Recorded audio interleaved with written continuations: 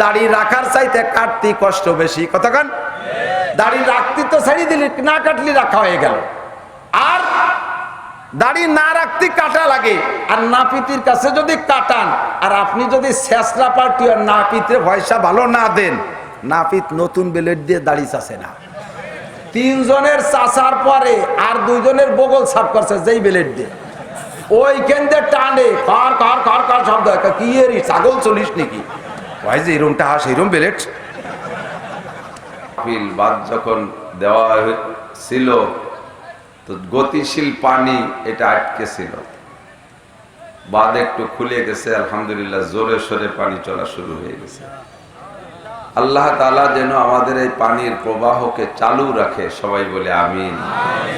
মাহফিলগুলো যেন সারা সিজন রমজান পর্যন্ত চলে, আল্লাহ কবুল করুন, বলেন আমিন। গতকাল ওখানে বলেছিলাম হাজারো হাজার মানুষ এই মাহফিল থেকে দুটো কথা শিখে সে অনুযায়ী আমল করে। কত হাজার যুবক যে আলহামদুলিল্লাহ দাঁড়িয়ে রাখছে আমাদের এই ফিল্ডের ওয়াজ শুনে। কত মানুষ আদর্শ জীবন যাপন করা শুরু করছে। প্রথম সময় ইউটিউব তখন আসে নাই আমাদের জন্য, শুধু এই মোবাইলে রেকর্ড করতো বা ক্যাসেটে রেকর্ড করতো। তার একটা বয়ান, আমার একটা বয়ান, আদর্শ মুসলিম পরিবার, ভাষাঞ্চর সদরপুর। সে আদর্শ মুসলিম পরিবারের বয়ানটায় আলহামদুলিল্লাহ হাজার হাজার যুবকরা আদর্শ মুসলিম পরিবার গঠনের নিয়তে পথ চলা শুরু করে দিয়েছে। বিয়ের শুরুতে মেয়ে দেখবে কিভাবে আমার কাছে ফোন করে, হুজুর ওয়াজে শুনছি, আবার একটু সরাসরি শুনি নেই। এরপরে বিয়ে করে বাড়ি আনছে বউ, অন্য মানুষ বউ দেখতেছে, ও আমারে ফোন করে, হুজুর আমার করণীয় কি শুরুতে? আমি বললাম তা তো ওয়াজে আছে, আবার একটু কর।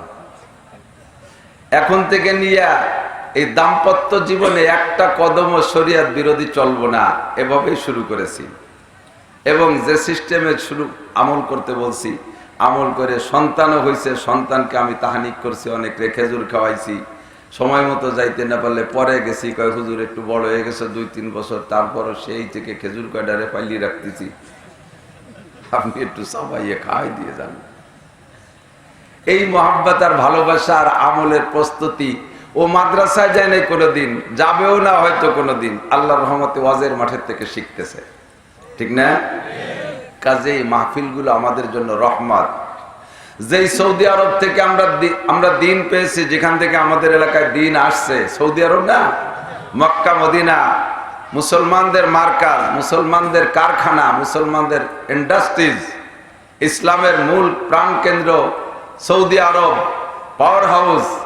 সেই সৌদি আরবে মাঠে এরকম বসে খোলামেলা আওয়াজ করার সুযোগ নাই। শুধুমাত্র এক আরাফাতের মাঠে, খোলা মাঠে একটা খুতবা হয় হজের সময় 9 তারিখে। এছাড়া ও জায়গায় খোলা মাঠে ওয়াজের সুযোগ নাই, মসজিদের মধ্যে একটু হয়। ওরা বুঝতেই পারে না যে বাংলাদেশে এইরকম মাঠে ময়দানে ওয়াজ হয়, বসার জায়গা ভিজিয়া, নিচে খেড়কুটা, উপরে ফাঁকা, এভাবে রাত 1টা-2টা পর্যন্ত ওয়াজ হয়। এ শোনে কে? এ বিশ্বাসই করে না। ওরা এসে দেখে যায়, যারা আসে তারা যে গল্প দেয়, আরো দলে দলে আসার খুব আগ্রহ প্রকাশ করে। এই পরিস্থিতিটা দেখতে যাব।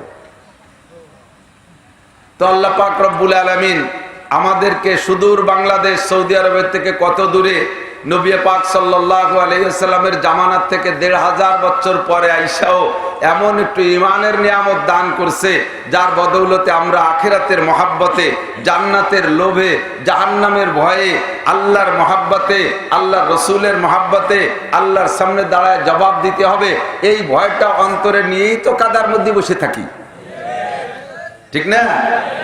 কাজেই হুজুর বলেন, সাহাবায়ে কিরাম জিজ্ঞেস করছে হুজুরের কাছে, হুজুর আমাদের ইমানের দাম বেশি না যে সময়কার মানুষরা, আমারে ফ্যান দেওয়া যাবে না,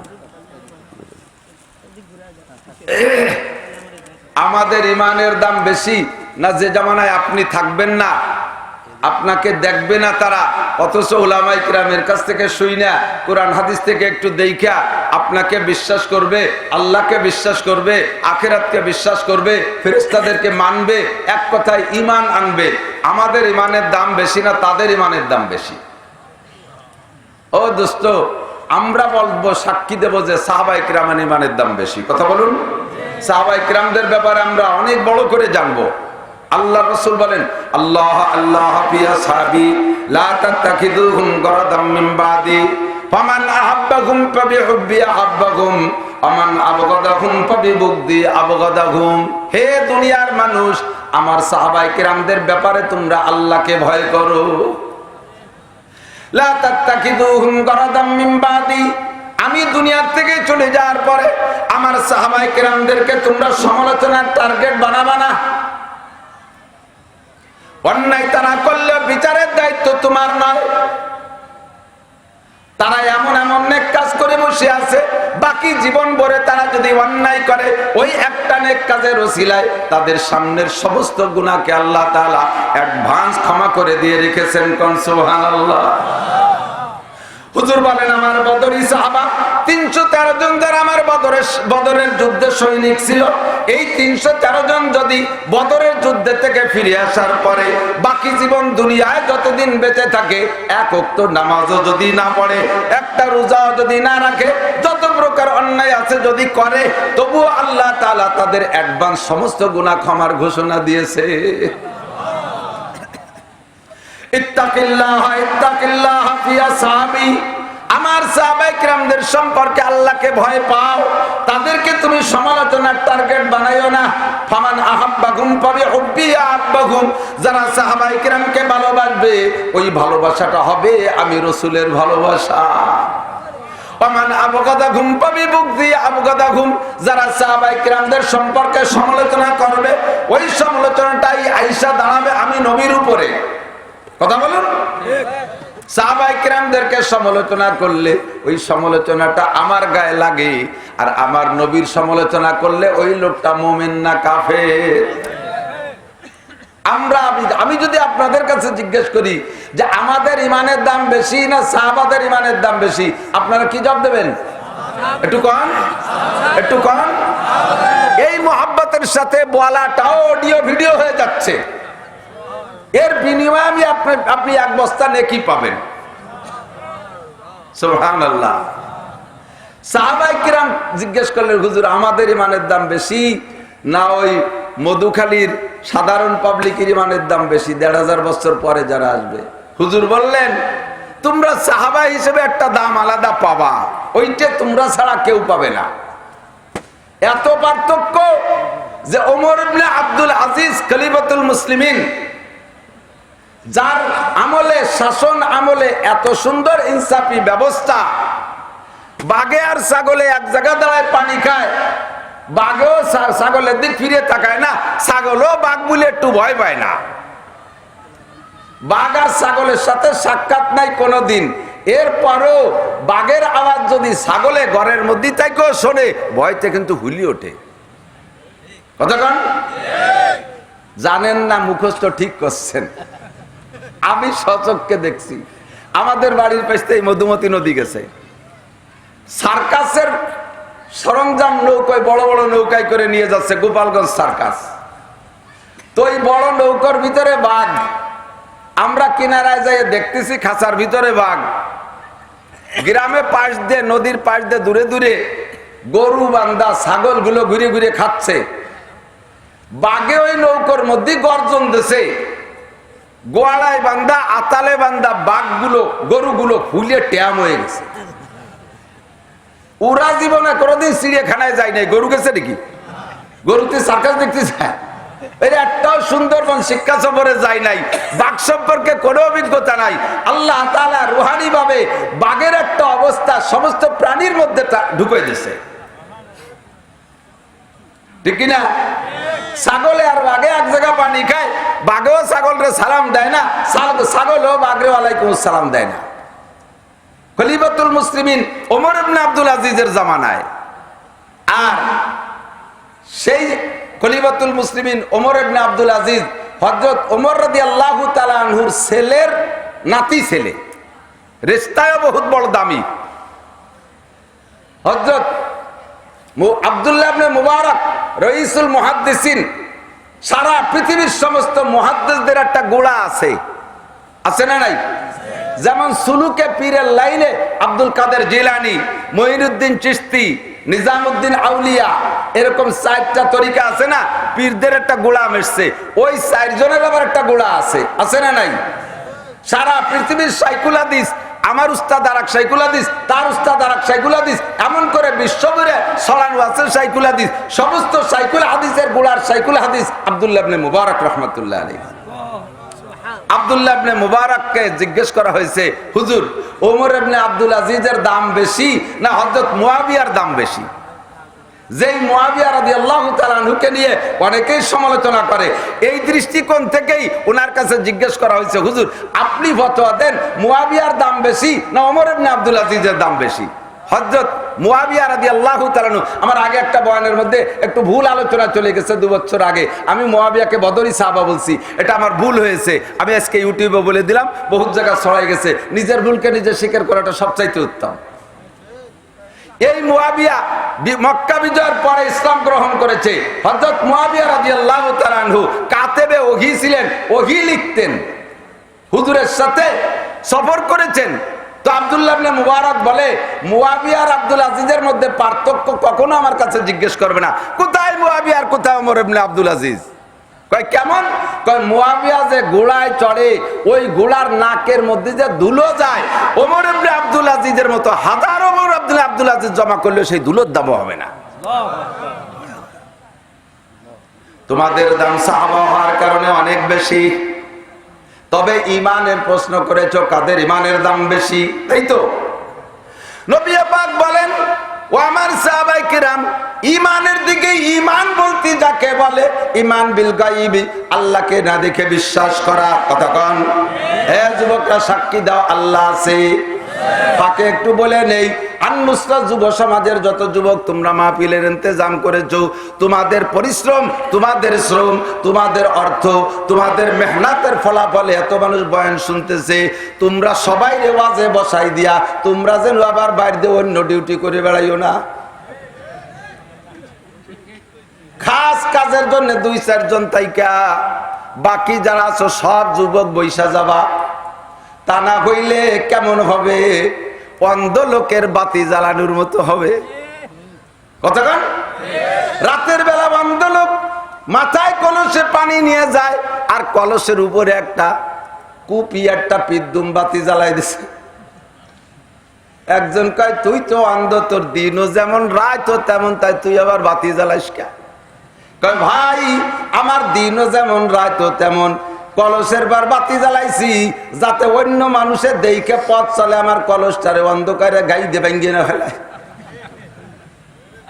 ও যুব সমাজ, আন-নুসরাতের যুবকরা, শক্ত বলি আদর করি, তোমরা আমাদের অতি স্নেহের। এত পয়সা খরচ করে কতদিন পর্যন্ত মেহনত করে তোমরা মাহফিলের ইন্তেজাম করেছো, তোমাদের এই বয়সের কার্যক্রম হলো তোমরা সার্কাস দিবা, গান দিবা, তোমরা কনসার্ট করবা, তোমরা নোংরা অনুষ্ঠান করবা, তাই বাদ দিয়ে তোমরা মাহফিল করেছো। যার কারণে আল্লাহ তাআলা দেখো মাত্র 2 দিন আগে কত বড় বৃষ্টি দিয়ে সেই বৃষ্টিকে নিয়ে যাইয়া আবার তোমাদের জন্য সুন্দর মনোরম পরিবেশ আবহাওয়া করে দিছে। তোমাদের পক্ষে আছে আল্লাহ, তোমরা যেন নিজেদের বিপক্ষে চলে যেও না। আসো, আন-নুসরাতের সমস্ত মিডিল গলায় দিয়া যুবক যেন মাঠের মধ্যে দেখি, ঘোরাফেরা তোমরা করবা না, চলে আসো। সাহাবায়ে কিরাম সম্পর্কে নবী বললেন, তোমাদের দাম অনেক বেশি, কিন্তু যে সময়কার মানুষ আমি রসুলকে দেখবে না, আল্লাহকে দেখবে না, বলেন আল্লাহকে দেখবে না, নগদ মুজিজা পাবে না, 3500 মুজিজা অলৌকিক ঘটনা নবী পাক সামনের পর সাহাবায়ে কিরামদেরকে দেখাইছে। এমন এমন অলৌকিক ঘটনা যার একটা যদি আমার মনে হয় এই জামানায় বাংলাদেশে হিন্দু বৌদ্ধ খ্রিস্টানদের মনের অবস্থাও যা, একটা মুজিজা যদি দেখাইতো, বাংলার জমিনে কমপক্ষে একটাও মুসলমান থাকতো না, সকলে মুজিজার ভক্ত হইয়া নবীর আশেক হইয়া যাইতো। কথাকান ঠিক কি ঠিক না? এনশেকাকে কমার চাঁদরে 2 ভাগ করে জমিনি ফেলাইছে, এ যদি দেখাই দেয়া যাইতো তাহলে আমার মনে হয় কেউ কাফের থাকতো না।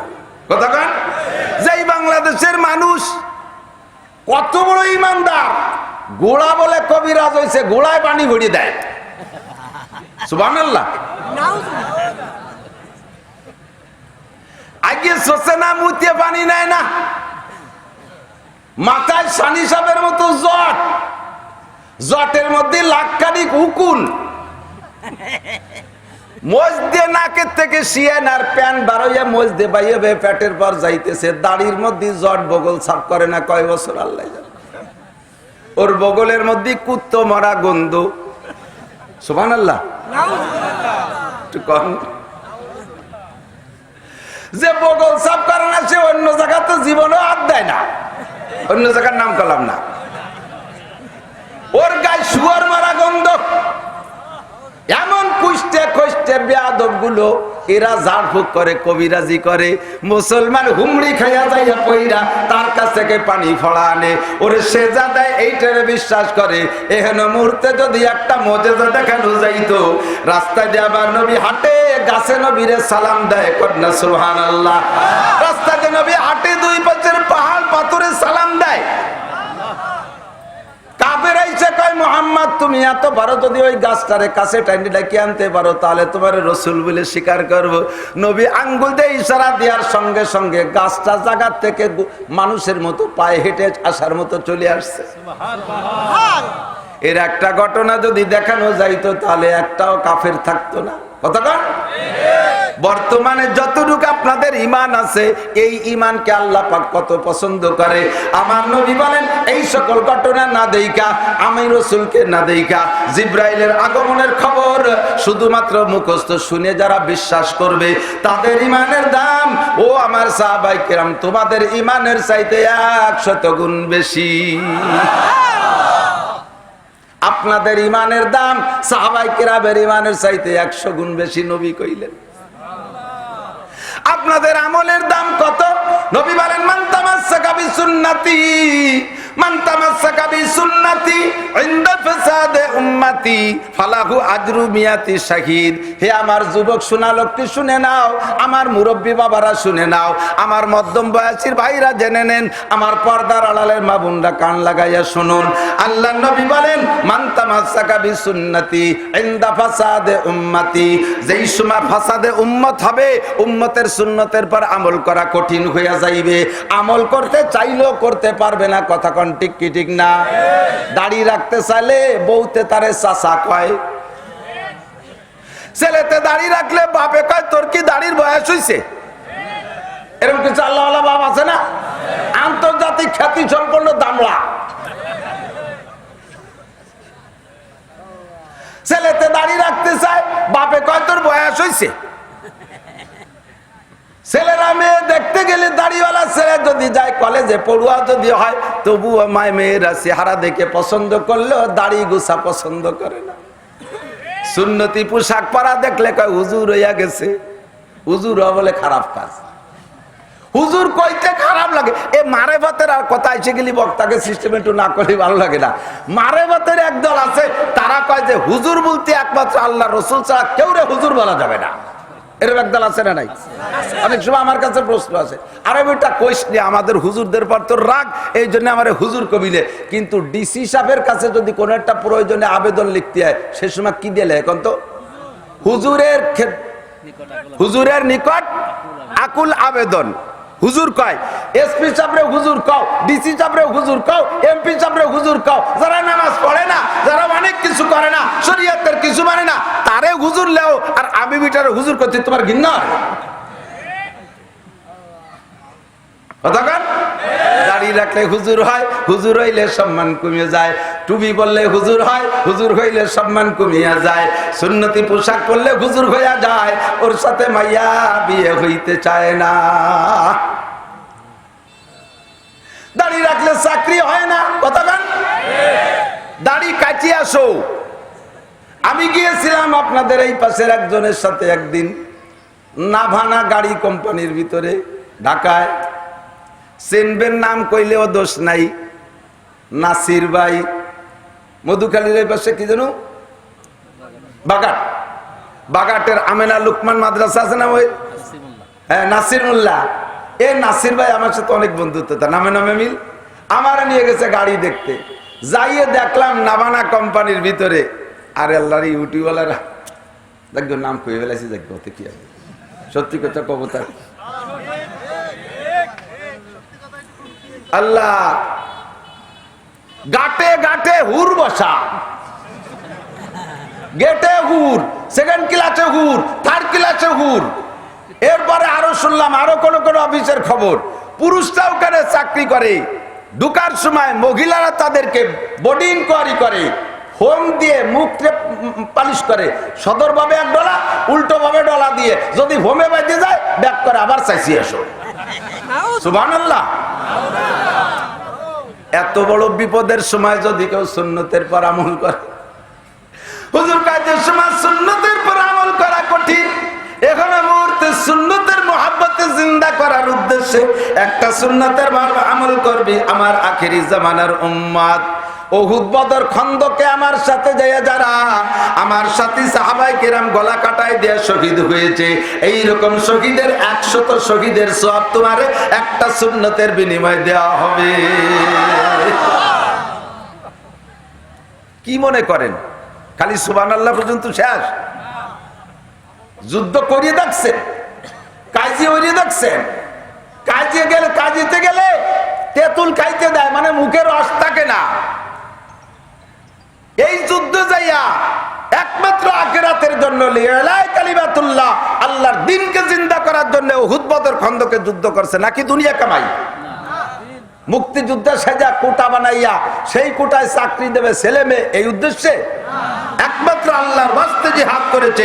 এই রকম জিহাদের ময়দানে যে 100 শহীদ, ও যুবক তুমি দাড়ি রাখলে তোমাকে এক্ষুনি লিখে দেওয়া হবে। নিয়ত করছো কালকে থেকে দাড়িতে খুর দিবা না, এই রাত্রে এক্ষুনি তোমার নামে লেখা হয়ে যাবে 100 শহীদের সওয়াব। কি মনে করেন কি যাইতাই ব্যাপার? একটা দস্তারখান ঘরে নাই, আছে না নাই সমাজে? এই মুহূর্তে নবী পাক বলেন, যেই সময় দুনিয়া থেকে সুন্নাত চলে যাইতেছে, ওই সময় আমার আখেরি জামানার উম্মতরা বিপদের মধ্যে যদি ঈমান আনে, তাদের ঈমানের দাম 100 শহীদের, কি বলা হয়, তোমাদের ঈমানের চাইতে 100 গুণ বেশি। তাদেরকে এক একটা সুন্নতের বিনিময়ে 100 শহীদের সওয়াব দান করা হবে। ফাজাইল দিয়ে নবী পাক সাল্লাল্লাহু আলাইহি ওয়াসাল্লাম আমাদেরকে বাড়ায় রাখছে, আমরা পিছিয়ে পড়ে ঠগি নাই। অনেকে কইতে পারে আল্লাহ যদি আমারে রাসূলের জামানায় বানাইতো তাহলে আমিও আবু বকর হতাম। আল্লাহ কয় তুমি আবু বকর হইতে না আবু জাহেল হইতে, তার ঠিক কি? ওই সময় তো আবু বকরও ছিল, আবু জাহেলও ছিল। নবীর সব কিছু দুয়ে জোরে দেখছে। যার কপালে আছে আবু বকর হওয়া, সে আবু বকর হয়েছে, যার কপালে আছে আবু জাহেল হওয়া, সে হয়ে গেছে। তুমি শেষকালে জন্ম নিয়ে আরো যেছো, তোমার চেষ্টায় মেহনত করে ঈমান আনা লাগে নাই, জন্মের পরে তোমার আব্বা মা কানে আজান দিয়ে ঈমান শিখিয়ে দিয়েছে। কথা কোন ঠিক কি ঠিক না? আমরা জন্মের পরে সুন্নত পাইছি, ডান কানে আজান বাম কানে কামাল। দেন তো আপনারা রুজিতে উঠিয়ে যাচ্ছে, মনে হবে না কপালে। আর কিছুদিন পর কানে আজান হবে না। 90%, 99% বর্তমানে বললে চলে, মিথ্যা হবে কিনা আল্লাহ জানে। 90%ই ধরি, 10% আছে ঘরে নরমাল ডেলিভারি, আর 90% ভ্যানালার ওপরে স্ত্রীর পেটে বাচ্চা যেদিন ঢুকছে সেই দিন থেকে সে ভ্যান চালায় চালায় আলাদা কোটির মধ্যে টাকা তো সিজার করে বের করবে। ঠিক কিনা? কিসের দিন মজুর, সে ওই ফান্ডে আলাদা ব্যাংক বানাইছে। ও জানে যে নরমাল বের হবে না, ও সিংকা দিয়ে বেরোতে হবে। আর যে জায়গা সিজার হয় সেই জায়গা কোনো ইমাম মুয়াজ্জিন নাই, আপনারা কবে বেটা থাকেন না। এরপরে ছেলে মেয়ে হলি যায় খুশিতে আত্মহারা হইয়া আজান দেবে না, ইকামত দেবে, টের পায় না। ও জায়গায় নার যদি হিন্দু মহিলা থাকে, কৌশল করে সে আরো কানে অন্য কিছু শুনে দিতে পারে। জন্মের পরে আপনারা জোরে জানে আমাকে কিছু সুন্নত আছে, আমাকে হাসপাতালে সুন্নত, বাচ্চারে কোলে নিয়ে উড়ু উড়ু উড়ু উড়ু একটা শুনে গেল। ঠিক কিনা? ও দোস্ত, আমরা জন্মসূত্রে মুসলমান, আল্লাহর রহমতে আমার জন্মের পরে আমি আজান শুনছি। আমি মায়ের কাছ থেকে শুনেছি, আমার কি কানে আজান দেওয়া হয়েছে, আলহামদুলিল্লাহ আজান পেয়েছি, বাম কানে ইকামত পেয়েছি। আমার আব্বা নামাজি মানুষ, আমার আব্বা কোনোদিন নামাজ ছাড়ে নাই, আমার দাদা একজন পীর, আমার পূর্বপুরুষ 6 পুরুষ আল্লাহর রহমতে বহুত বড় বুজুর্গ অতিবাহিত হয়েছে। এখনো আমার গোষ্ঠীতে 50-এর উপরে আলেম আছে, কওমি মাদ্রাসার আলেম 50-এর উপরে। আমার গোষ্ঠীতে প্রায় 10 থেকে 15 জন আছে মুহতামেম।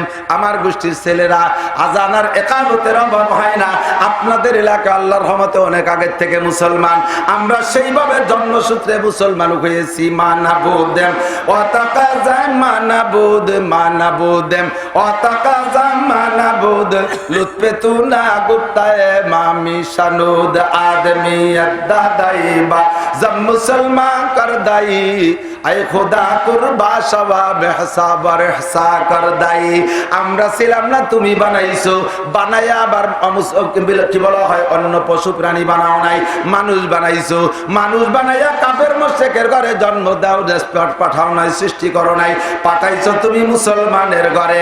মুসলমানের ঘরে জন্ম দিয়ে আবার কত দল আছে, অন্য কোন ভণ্ড দলের মধ্যে পাঠাও নাই। আল্লাহ তাআলা তুমি আমাদেরকে সহিহ আকীদার আহলে সুন্নাত ওয়াল জামাতের অনুসারী উলামায়ে কিরামদের পাশে আমাদেরকে পাঠাইছো। কথা বলুন ঠিক ঠিক না? অবশেষে আমাদের কোরআন হাদিসের মাহফিল শোনা করার তৌফিক দিচ্ছ। হক্কানি উলামায়ে কিরামরা সহিহ কোরআনের বয়ান শোনায়, এ তৌফিক দিয়েছো। 4টি মাযহাবই সঠিক, 4 মাযহাব সঠিক, হানাফি, শাফি, হাম্বলি, মালিকি, 4 মাযহাব সঠিক। তন্মধ্যে সবচেয়ে বড় মাযহাব ইমামুল আযম ইমামে আবু হানিফা রাহমাতুল্লাহ আলাইহি। আল্লাহ তুমি আমাদেরকে শ্রেষ্ঠ ইমামের অনুসারী করেছো, শ্রেষ্ঠ রাসূলের অনুসারী করেছো। এই জন্য তোমার এই নিয়ামতের শুকর আদায় করতে যদি আমরা তোমার রাস্তায় গলাও কাটায়া শহীদ হয়ে যাই, তবুও তোমার নিয়ামতের শুকর আদায় শেষ হবে না। ঠিক কিনা? যাহা শুনবো তা মানবো, রাজি আছে নাকি আমাদের পরীক্ষা করার জন্য আসছে? ও দোস্ত, পরীক্ষা নেবেন আমাদেরকে, ঠিক আছে, পরীক্ষা আমাদের করবেন, এর দায়িত্ব আপনাদেরকে দিয়েছে আল্লাহ তাআলা। আল্লাহ কা ইন্নাস সামআ ওয়াল বাসারা ওয়াল ফুআদ কুল্লু উলাইকা কানা আনহু মাসউলা। দিকে দিকে দিক, চমৎকার কথা। আল্লাহ বলেন, এদিক বেশি গুরুত্বপূর্ণ কথা, বিদায় একটু আকর্ষণ করতেছে আমার দিক তাকান। ইন্নাস সামআ, একটু করেন ইন্নাস সামআ, বোঝা যাচ্ছে? আমার সাথে মস্ক করবেন। ইন্নাস সামআ ওয়াল বাসারা ওয়াল ফুআদা কুল্লু উলাইকা আনহু মাসউলা। আমার জিম্মাদারি খালাস, কিয়ামতে আর এক চাচু আমার ধরা করতে পারবেন না। আমি মস্ক করাই দিছি, এবার তরজমা শুনাই দেব। মা ইয়ালফিজু মিন কওলিন ইল্লা লাদাইহি রাকিবুন আতীদ। যে কথাটা মুখ থেকে বের হয়, কিরামান কাতিবিনা ইয়ালামুনা মা তাফআলুন, কাদের উপরে গোয়েন্দা ফেরেশতা আছে, ওইটা ভিডিও ক্যামেরা নিয়ে বসে আছে। ইউটিউব চ্যানেল আলারা যেমন সব কালেক্ট করে রেখে দিচ্ছে, আমার আপনার ঘাড়ের উপরে 2-3 করে ফেরেশতা আছে। 2 জনে লেখে 2 কাঁধে বসে, আর একজন ফেরেশতা কাঁধে বসে ভিডিও করে। এই ভিডিও অডিও ক্যামেরা নিয়ে আছে, আপনার মুখ থেকে বের হওয়ার সঙ্গে সঙ্গে লেখা হয়ে গেছে। কিয়ামতে অস্বীকার করতে পারবেন না, আল্লাহ পাকের সামনে যে ধরা খেয়ে যাবেন। কি বলেছেন আপনি জানেন? কোরআন শরীফের আয়াত মুখ দিয়ে বলার সাথে সাথে আপনার আমলনামায় লেখা হয়ে গেছে। আল্লাহ বললেন ইন্নাস সামা, অবশ্যই তোমার শ্রবণ শক্তি, ওয়াল বাসারা তোমার দৃষ্টি শক্তি, ওয়াল ফুআদা তোমার ব্রেন, কুল্লু উলাইকা কানা আনহু মাসউলা, এর প্রত্যেকটা সম্পর্কে তুমি জিজ্ঞাসিত হবা, প্রত্যেকটা সম্পর্কে জিজ্ঞাসিত হবা। ও বান্দা, তুমি কান রে কোন কাজে লাগাইছো? মমতাজ মনির খান আলমগীরের গান শোনার কাজে, নাকি ভান্ডারিয়া বাবার দরবারের গান শোনার কাজে, জারি যাত্রা কলসা গাজীর গান, গুণযাত্রার বিচার গান এ শোনার কাজে তুমি লাগাইছো, নাকি হাসিনে খালেদা সম্পর্কে গীবত শিকায়েতের অনুষ্ঠান বক্তব্য তুমি শুনেছো, উলামায়ে কিরাম সম্পর্কে সমালোচনার যে মিটিং আটাং হয় সেইগুলো শোনার জন্য কি তোমারে কান দিয়েছি? ইস্তেমায়ে কওলে রহমান জিক্রে গোশ, ইস্তেমায়ে কওলে রহমান কান জিক্রে গোশ তাতুয়ানি রোজ শব্দার জিক্রে কোশ। আল্লাহ কয় তোমারে কান দিয়েছি আমার বয়ান শুনবা, কোরআনের বাণী শুনবা, হাদিসের বাণী শুনবা, ভালো কথা শুনবা, আব্বা মার ডাক শুনবা, সন্তানের ডাক শুনবা, সত্য কথা শুনবা, ভালো কথা শোনার জন্য কান দিয়েছি। এইটা হলো তোমার কানের জিকির। কথা বলুন ঠিক কি ঠিক না? কান দিয়ে শুনবেন, এবার চোখ দিয়ে দেখবেন, এদিক তাকান, চোখ দিয়ে দেখবেন বুখারী শরীফের হাদিস আমি আপনারে শুনাইয়া দেই। আমি বুখারী শরীফ প্রথম খণ্ড পড়াই, আমি মিশকাত শরীফ প্রথম খণ্ড পড়াই। 6টা মাস আমি এমনি বইসা থাকি না, রাতের 1টা 1:30 2টা পর্যন্ত কোন রাত সারা রাত আল্লাহর রহমতে কিতাব দেখি। আমার ঘর ভরা কিতাব, সহিহ বুখারী থেকে রওয়ায়াত শুনাই। আল্লাহর নবী বলেন ইন্না হাদাল ইলমা দীনুন। উলামায়ে কিরাম তোমাদের সামনে যে বিষয় আলোচনা করে এই বিষয়টা হলো দ্বীন, এই বিষয়টা হলো ইসলাম। এবার নবী কয় ফানজুরু আম্মান তাখুজুনা দীনাকুম। কান দিছি, চোখ দিছি, ব্রেন দিছি। চোখ দিয়ে দেইকা, কান দিয়ে শুনে, ব্রেন দিয়ে বুদ্ধি খাটাইয়া তুমি লক্ষ্য করো আম্মান তাখুজুনা দীনাকুম। এই দিন তুমি কার থেকে নিচ্ছ? ইহুদির কাছ থেকে দিন নিচ্ছ, নাসারার থেকে তুমি দিনের আলোচনা শুনতেছো, বুদ্ধ খ্রিস্টানের কাছ থেকে তুমি দিন নিচ্ছ। নামে মুসলমান, কামে ইসলাম নাই। বক্তার মুখের ভিতরে সুন্নতি দাড়ি নাই, বক্তার মাথায় সুন্নত নাই, তার পোশাকে সুন্নত নাই, কথায় বড় ডর, সুন্দর ভাষা দিয়ে কথা বলে, ইংরেজিতে অবিরাম অনার্গল বক্তব্য দেয়, একেবারে অনার্গলসী বক্তা। আসমান জমিনে কোথায় কোন জায়গায় এলে বাসে সেখান থেকে উঠে এনে তোমারে কয়, কিন্তু তার সারা শরীরের ভিতরে সুন্নত নাই। ও দোস্ত, আল্লাহ নবী বলেন এমন ব্যক্তির কাছ থেকে তোমার ওয়াজ শুনতে বলি নাই। ওয়াজ করবে ওই লোক যেই লোকটা তার কথা অনুযায়ী নিজের জিন্দেগিতে আমলে ফিট করতে পারছে। আপনি আমারে যাচাই করবেন, আমারে দেখবেন, আমি আসার পর থেকে আমার নামাজটা কেমন, সম্ভব হলে দেখবেন আমি কানাকাই কেমন, দস্তারখান আমার আছে নাকি, অজুতে আমি মেসওয়াক করলাম নাকি, পেশাবে আমি ঢিলাকুলুক ব্যবহার করি নাকি, আমারে দেখা হইলে এগুলো দেখবেন। আমার পর্দা আছে নাকি, আমার বাড়ি গেলেন আমার সাথে সাক্ষাৎ করতে, বাইরের থেকে গেটের বাইরে নক করছেন, আমি চলে আসছি, অত আমি এসে সাক্ষাৎ করলাম, সালাম কালাম দিলাম কি দিলাম না, এটা আপনি ফলো করবেন, এ দায়িত্ব আপনারা দিয়েছে। এইবার আমি বাড়ি নাই, আমার বাড়ির থেকে আমার মহিলারা কি আইসা আপনার সাথে সালাম মুসাফা করে নাকি, আমি মাঠে ময়দানে পর্দার বিপক্ষে আর বেপর্দার বিপক্ষে ফাটাফাটি বয়ান করি, অথচ বাড়ির মধ্যে আমি পর্দা তৈরি করতে পারি নাই। আমার মাদ্রাসায় গিয়ে দেখেন আমি কি মাদ্রাসায় যুবতী মেয়েদেরকে সামনে করে নিয়ে পড়াই নাকি, আমি কি যুবতী মেয়েদেরকে বেপর্দায় সামনে করে টিউশনি প্রাইভেট পড়াই নাকি, আমি কি ভাবিদের সাথে গল্প করি নাকি, এগুলো আপনাদের দেখার বিষয় আছে, দায়িত্ব আছে। আমি বক্তা, সামনে আমার শ্রোতারা মুখ খুলে বসে আছে নাকি, মুখ খোলা মহিলাদের সামনে করে নিয়ে ওয়াজ করি নাকি। যদি আমি এমন করি তাহলে আমার মতো বক্তার অশুনতে আপনাকে নিষেধ করা হয়েছে। সঙ্গে মাসালা আরো বলে দেই, আমি যদি দাড়িতে কালো কলম লাগাই, এদিক দাড়িতে চুলে কালো কলম লাগানো মাকরুহে তাহরিমি, বলকে হারাম। পুরুষের দাড়িতে চুলে কালো কলম লাগাইতে পারবে না। মসজিদের ইমাম যদি দাড়িতে কালো কলম লাগাইয়া ইমামতি করে, ওই ইমামের পিছনে নামাজ পড়া মাকরুহে তাহরিমি। আসালুল ফতোয়ার ভিতরে লেখে নামাজকে দৌড়াইতে হবে। ইমাম সাহেব যদি ছোট্ট করে দাড়ি কাইটে কাইটে সাইটা সাইটা খাটো করে রাখে, 1 মুঠের কম যদি করে ইমাম দাড়ি খাইটে কাইটে খাটো করে রাখে, 1 মুঠের কম যদি রাখে খাটো করে রাখে, ওই ইমামের পিছনে নামাজ পড়া মাকরুহে তাহরিমি। মুয়াজ্জিন যদি আযান দেয়, তার আযান দেওয়া মাকরুহে তাহরিমি। ও দোস্তরে, মুসল্লিদেরকে আমরা পানিশমেন্ট করি, ফজরের নামাজ না পড়ে জানাজায় হাজির হবেন না, ফজরের নামাজ না পড়ে ঈদের নামাজে আসবেন না, রোজা যারা রাখেন নাই তারা ঈদের নামাজ পড়বেন না। ধমকটা দেয়া বড় সহজ, কিন্তু আমি ইমাম সাহেবের আমল কতটুকু কন্ট্রোল আছে, আমার আমল কত সুন্দর আছে, এইটু আল্লাহ পাক দেখার দায়িত্ব আপনাকে দিছে।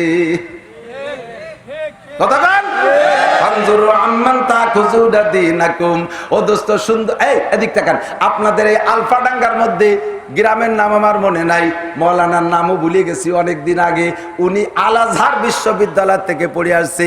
যেমন আমাদের ভাই মিজানুর রহমান আজহারি, ভালো শিক্ষিত মানুষ, কোরআন শরীফ পড়া সুন্দর, আল্লাহ তার চেহারাও দেশে, কণ্ঠ দেশে, ভাষাও দেশে, শিক্ষাও দেশে, বড় বড় শিক্ষিত। আল আজহার পড়ছে বিদায় আজহারি, আমাদের ওই মাওলা নাওয়াল ফাটাঙ্গার উনি আল আজহার পড়ছে। উনি সেই সময় এসে বললেন, ভাইজান আল আজহার বিশ্ববিদ্যালয় আমাদেরকে তফসিরে বয়জবি পড়াইতেন। কোরআন শরীফের অনেক তফসির আছে, একটা তফসির ক্লাসে পড়ায়, তার নাম তফসিরে বয়জবি। তফসিরে বয়জবির ক্লাস করায় আল আজহার বিশ্ববিদ্যালয়। এই পড়ায় যে শিক্ষক, উনি শিক্ষক না, উনি শিক্ষিকা, একজন ইহুদি মহিলা আমাদেরকে আল আজহার বিশ্ববিদ্যালয় তফসিরে বয়জবি পড়ায়। আসে একটা হাফ প্যান্ট পরা আর একটা টেপ গায়ে, কায়দা মতো সাজা সাইজা আমাদেরকে তাফসীর পড়াইতে আসে। তার চেহারা অপূর্ব চেহারা, যুবতী মেয়ে। এই মেয়েটা আল আজহার বিশ্ববিদ্যালয়ের তাফসীরের বয়জবির শিক্ষিকা। আমরা যুবকরা তার দিকে তাকাই নাকি, ও বড় টেকনিক জানে, ডুইকে আর কাল বিলম্ব করে না, আমাদেরকে তার দিক তাকানোর সুযোগ দেয় না। আই সেই ক্লাস শুরু করে দেয়, পড়ানো আরম্ভ করে। আর এমন সুন্দর পড়ায়, এমন সুন্দর পড়ায় যে আমরা তার চেহারার দিক নজর করার সুযোগ পাই না। যা পড়ে তো যা বলে তা লিখেই সারতে পারি না। পড়া শেষ, টপ করে ছাড়িয়ে দিয়ে কোন ফাঁক দিয়ে চলে যায় টের পাই না। দোস্তরে, আল আজহার বিশ্ববিদ্যালয় হোক আর হাটাজারি হোক আর দেওবন্দে হোক, এমন কোন নেকেট মহিলার কাছে পড়া আল্লাহ নবী নিষেধ করেছে। ওরে কোরআনের হাদিস না শুধু, ও যদি সাইকেল আসমানি কিতাবের ইলম নিয়ে আসে তবুও তার থেকে ইলম নেওয়া যাবে না। কথা বলেন? শুধু সেই নয়, আমি যদি বয়ান অনুযায়ী আমল না করি আমার থেকেও নিতে নিষেধ করা হয়েছে। এই জন্য আপনি আমারও দেখবেন, আমারও পরীক্ষা করবেন, আমারও নিরীক্ষা করবেন, দোষ নাই। কিন্তু এ জায়গা যখন বয়ানে বসবেন শুনতে জন্য, তখন আপনার ছাত্র বানায় আপনার কলসটারে খালি রাখবেন, আপনার কলসটারে খালি রাখবেন। তাহলে আমি 2 ফুটা দিলে কলসের মধ্যে দাঁড়াবে। আর যদি আপনি ভরা কলস নিয়ে বসেন তাহলে দিলে সে 2 ফুটা বাইরে পড়ে যাবে। আপনার কলস যদি ভরা থাকে তাহলে বৈশা লাভ নাই। এখান থেকে নিয়ার নিয়েতে পিপাসার নিয়েতে পিপাসা নিয়ে বসবেন। রাজি আছেন না ইনশাআল্লাহ? আল্লাহ পাক কালামে পাকের মধ্যে আমাদেরকে ওয়াজ করতেছেন।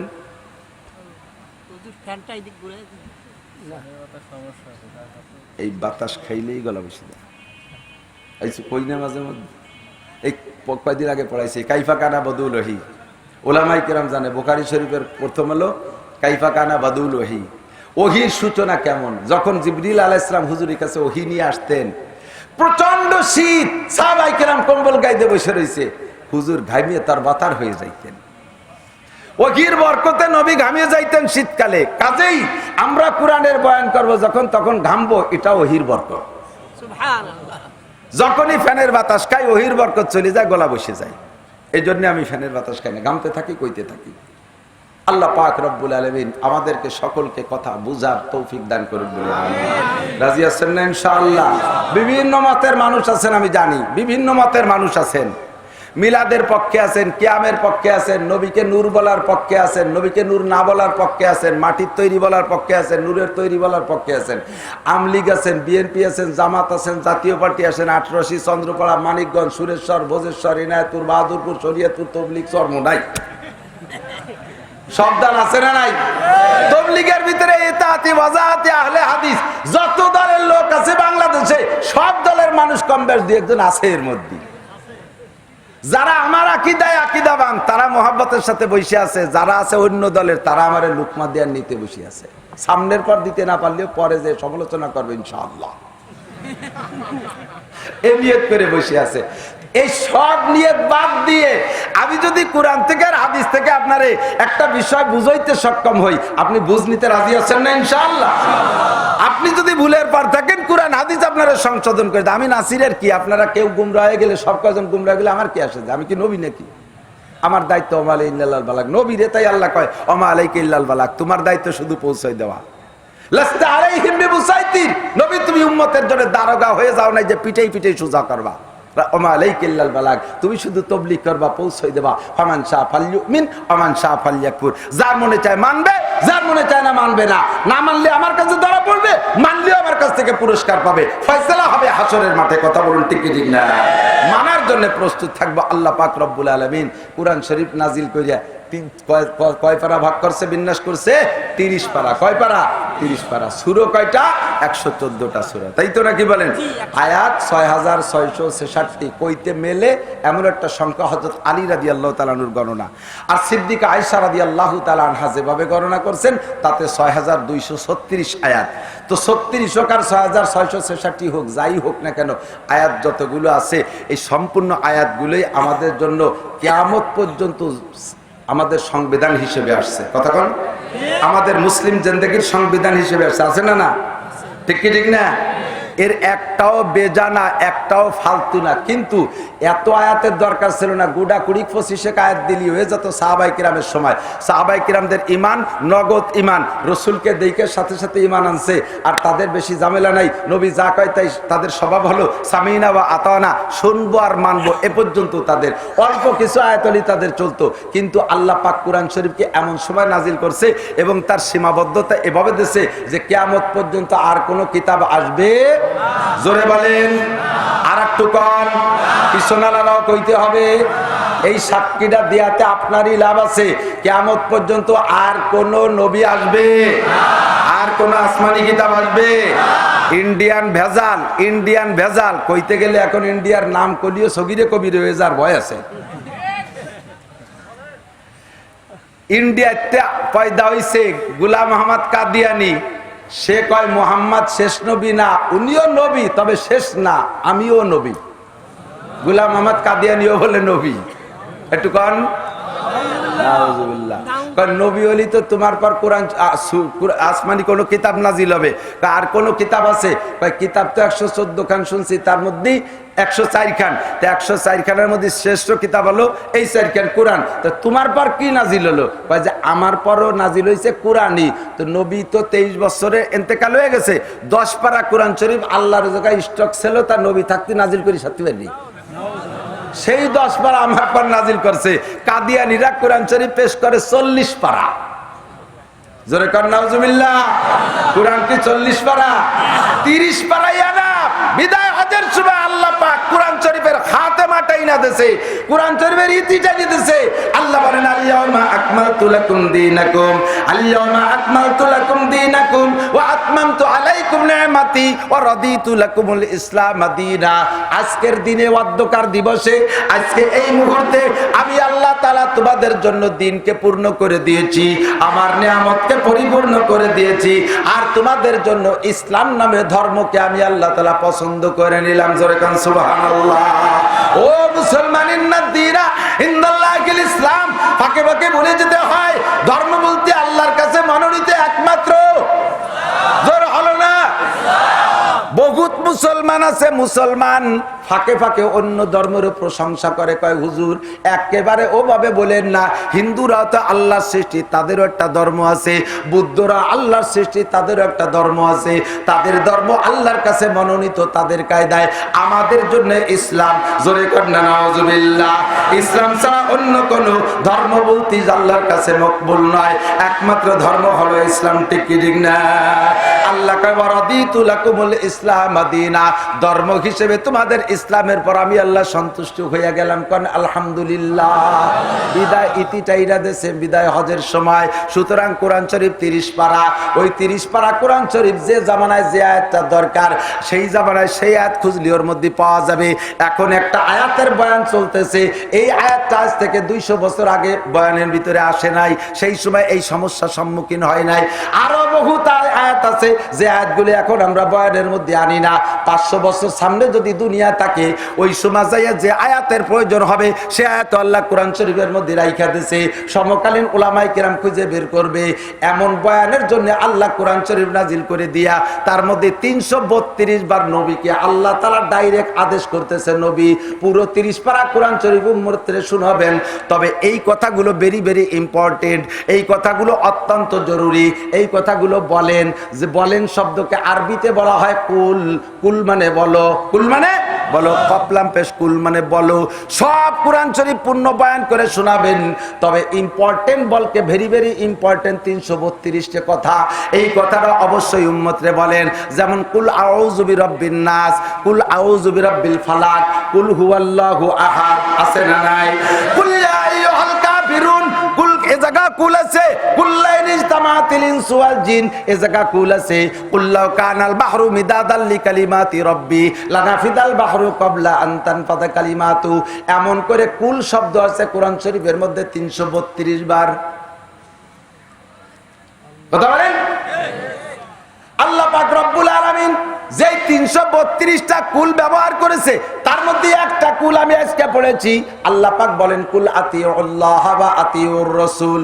Very very important. 332টা কথার একটা হলো আল্লাহ কা কুল, হে নবী তুমি উম্মতরে বলে দাও তারা চলবে, তারা জান্নাতের প্যাসেঞ্জার হয়ে দুনিয়া থেকে সার্টিফিকেট আর কার্ড নিয়ে আমার কাছে আসতে হলে যেই যেই যেই তরিকা লাগবে, যেই আদর্শ লাগবে, যেই সংবিধান লাগবে, ওইটা তুমি উম্মতরে বলে দাও। সেটা হলো আতিউল্লাহ আতিউল্লাহ। এক নম্বরে আল্লাহ তাআলার অনুসরণ করো, ওয়া আতিউর রাসূল। দুই নম্বরে রাসূলের অনুসরণ ও অনুকরণ। কথা বুঝেন? খেয়াল করতেছেন? লক্ষ্য করতেছেন? গরমের মধ্যে বৈশা বাবার সময়টা অনার্থক যাইতে দিয়েন না, কথারে মুখস্থ করেন।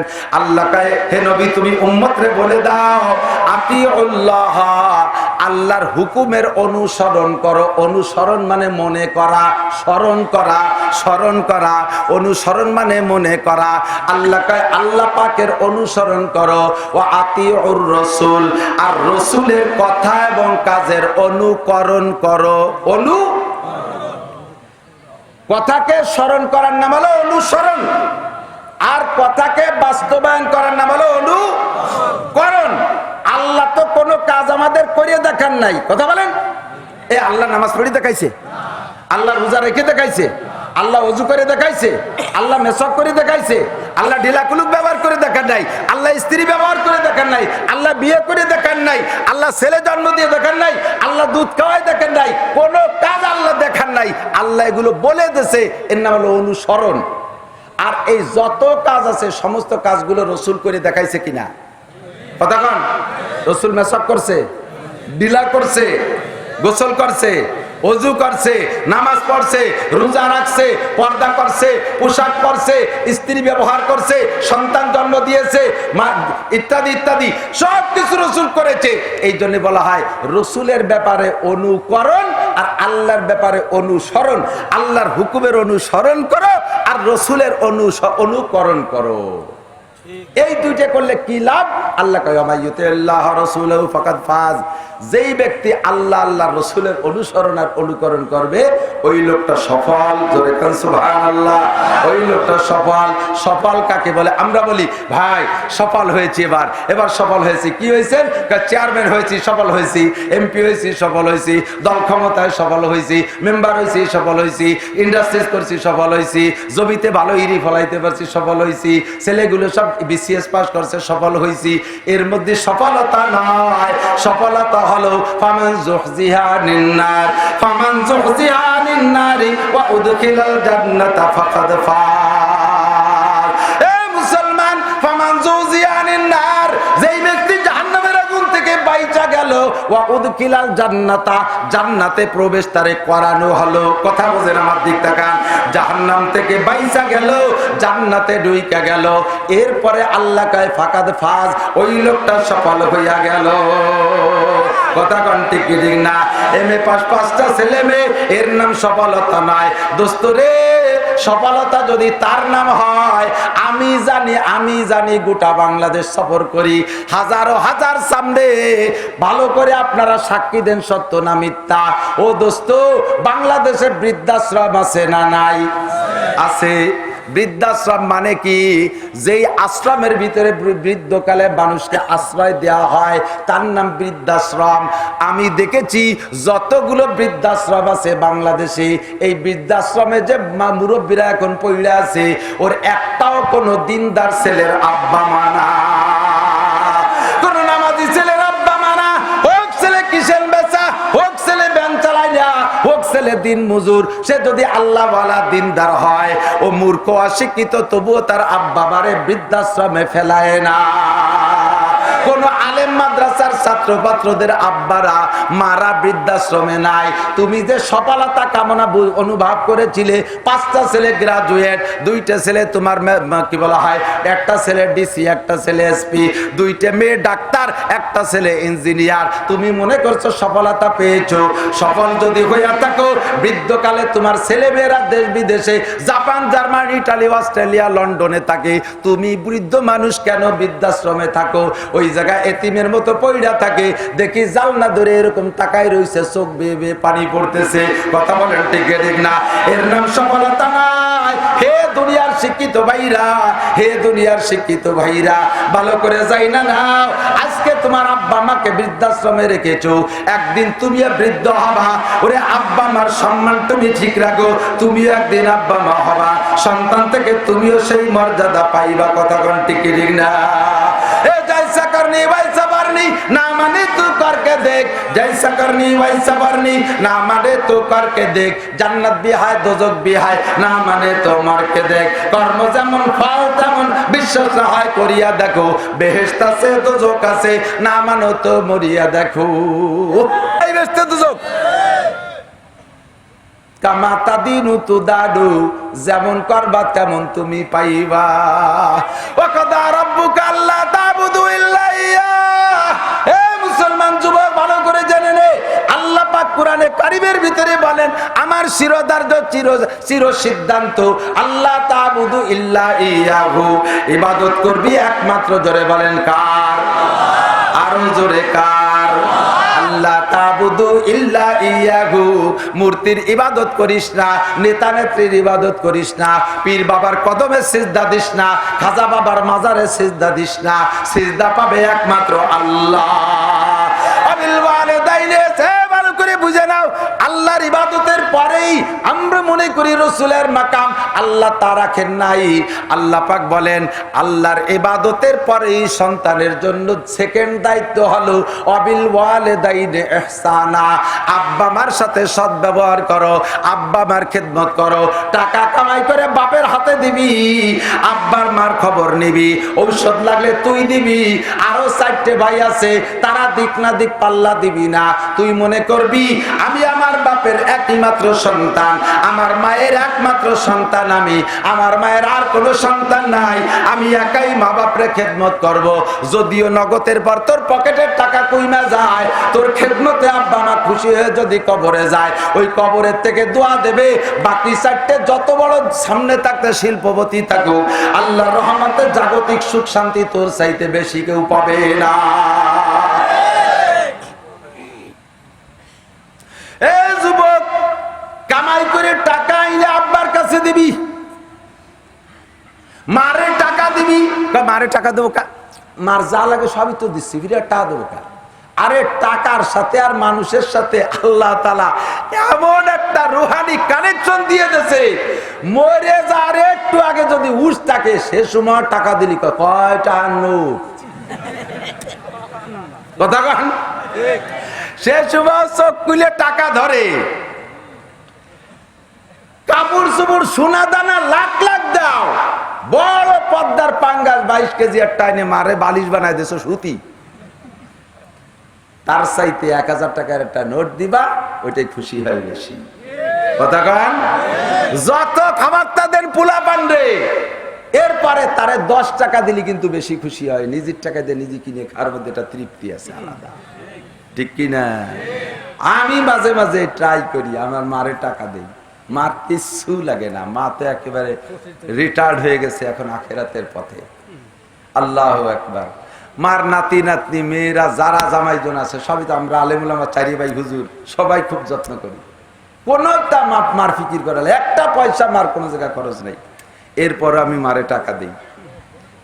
সেদিনকে কইলো 18,000 টাকা জমা করছে, দিয়ে দেয়, আবার এই নাতি নাতিকে দিয়ে দেয়, 18,000 টাকা জমা করে। টাকা দিলেই টাকা ধরে চুমো দেয়, চুমো দেয়। আবার কয় তোমার কাছে নতুন টাকা নাই? নতুন পুরানোতে একই দাম, কয় নতুন টাকা আমার ভালো দেখা যায়, ছোট হয়ে গেছে আর কুট্টি হয়ে গেছে। 200 টাকার নতুন নোট বাড়াইছে, এক বান্ডিল দিয়েছে এক মাহফিলি থেকে 20,000 টাকা। আমি নিয়ে সেখান থেকে আগে আমার মারে 2 খেন নতুন 4 খেন নতুন টাকা দিছি। মা কয়ে কি 50টা নোট না 20টা নোট? আমি বললাম 200টা আরো নোট বানাইছো। ওরে আল্লাহ, হাসিনে তো কিছু বাদ দিল না। এ যে খুশি, মারাতে টাকা দিবা, আব্বার হাতে টাকা দিবা, উন্ডা গুনিয়ে গাইতে তোমার হাতেই ফেরত দেবে। যাও আব্বু জমি কেন, ওই জমিতে সোনা ফলবে। আব্বা মার থেকে লুকোচুরি কইরা তোর কেশিয়ার বানাইছো শাশুড়ি দিয়ে। যারা বেকায়দা আছে তারা গুনো গুনো ঠিক করছে, বুঝি বহুত জন বেকায়দায় আছে, আছে সমস্যা। কতক্ষণ শাশুড়িরে বানাইছো ম্যানেজার, বউরে বানাইছো ক্যাশিয়ার। মা বাপের থেকে লুকোচুরি করে টাকা তাদের কাছে দিয়ে গুনায় গেথাইয়া তাদের খুশি করে নিয়ে ব্যাংকে থুবা, ও ব্যাংকও ডাকাতি হয়ে যাবে। ওই টাকায় যে মেশিন কিনবি, স্যালো মেশিন, সব মেশিনই পানি ওঠে, তোর ডাইতে ফক ফক করে গ্যাস বেরোবে। বলা বলি খেলছো টাকা নিয়ে। আর আব্বার হাতের মধ্যে আল্লাহ তাআলা বরকত দিয়েছে। হোক তোমার মা বাপ বিড়ি খাওয়া, তোমার মা বাপ নামাজ পড়ে না, যত বড় ভাইও ভাজিল হোক না কেন, ওর ভিতরে মা বাপ হিসেবে একটা বরকত তার হাতের মধ্যে দিয়েছে। ওই জায়গা তুমি দিবা, টাকা গুনিয়ে গেছে তোমারে দেবে, টাকা কাজে লাগাবা, কাজে লাগবে ইনশাআল্লাহ। আর লুকোচুরি করবা, মা বাপের চোখ ফাঁকি দিবা, টাকা কারণে সম্পদের মতো মাটির তলে যাবে, কোনোদিন উপরে উঠে কথা হবে না। আমার বাবি সাপরা মোটে এই কথা বুঝতে চায় না, ওনটা রাগে ফতফত করতেছে, ডাই আনছে হুজুরেরটা, এই কথি আনছে। বিটিরা মোটে চায় না যে স্বামীর কামাই তার মা বাপরে দিক, অর্থাৎ মহিলার শ্বশুর শাশুড়ির খেদমত করুক, এ মোটে চাইতেছে না। বর্তমান জগৎটা এমন নষ্ট হয়ে গেছে, 90% মহিলারা শ্বশুর শাশুড়ির খেদমত মোটে পছন্দই করতেছে না, শ্বশুর শাশুড়ির টাকা দিয়ে পছন্দ করে না, বিশাল ক্ষতির কারণ মনে করে, স্বামীরে আলাদা করে ফেলাচ্ছে। ও ভাবি সাপরা, আমার বুন্ডা, মনে রাখো বেশি দেরি নাই। তোমার ছেলের বয়স কত? আপাতত 10, আর মাত্র 10টা বছর জাতি দাও। তোমার স্বামী বিয়ে হচ্ছে 30 বছরে, আল্লাহ বাসালি তোমার গুলো পাইয়ে যাবে আগে আগে। ও তাড়াতাড়ি বিয়ে করে এনে বাড়ি উঠবে, আর তুমি যা করতেছ এর চাইতে কয়েক গুণ বেশি করবে।